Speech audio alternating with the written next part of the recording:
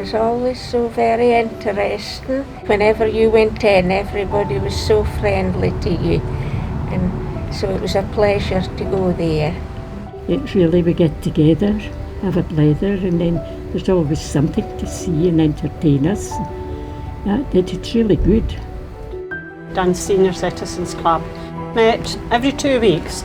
It was a way of getting into the community.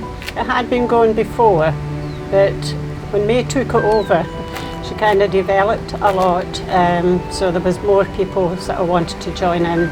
We actually meet in I suppose it's a sheltered housing place. It's called Turnbull Court. It was small and very compact. But a lot of the club members were residents, so they just had to walk along the corridors. At the club we do videos, show slides and musical entertainment. My favourites was some of the craft demonstrations. You were sort of learning at my age that you hadn't tried before. And then the lighter outings. We started taking them out for afternoon tea for the last sort of 5 years, I think it was. And we did have special occasions as much as like the normal meetings, demonstrations and talks and things like that, slideshows. All very interesting, and they all seemed to take it on board. But a lot of these ladies lived on their own, so it was a way of kind of just social interaction with other people that they knew in the town. We were having a coffee morning and the word came through about the shutdown. It was devastating. I can't use any other word but devastating, it really was. We had our coffee morning on the Saturday, and then that was it. People didn't know how to carry on, how to talk to people. It was devastating. You missed their company, just talking to somebody different and hearing what they'd been doing, when you hadn't been at the club and that. You missed all that. We really missed meeting up with our friends. We did make some phone calls to start with, just every now and again. We put our thinking hats on and came up with the idea of giving all our members afternoon tea in a box. And an email from Callum, Age Scotland, advising the clubs that there was funds available.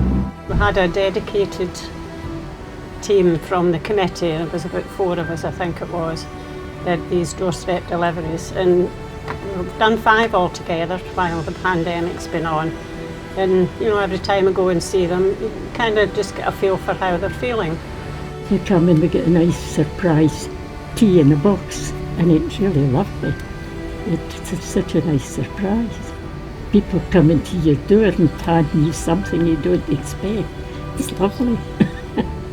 It was that nice to know the club was thinking about all their members and being so kind, and having afternoon teas and flowers and Christmas as well and Easter and that. It was so nice to know they were still thinking about all their members. Things will have to change, I know they will. The confidence of the members maybe coming in to a hall, you just don't know how they're going to be. There'll be some who, and I know that I've heard them say, desperate to get back and get some normality. But there will also be those who still are a bit concerned about coming into closed areas and such like. Because we hold our meetings in this Build Housing Association lounge, but it's sheltered housing, so they're not even letting their own residents use it just now. So there's very little chance of us being able to go in and use it, for our meetings. So we're actually looking at other venues in the town, but a lot of them are the same. They're restricted at the minute. We hope to get back to normal soon. They had a right laugh. On some days you couldn't even hear yourself talk for the blinking laughter that was in the place. It's lovely. Well, I'm hoping we can get back to it, because it is great, and it is, it's just nice to mix with people, and especially when we've been shut in for so long. It'd be lovely to get back to it.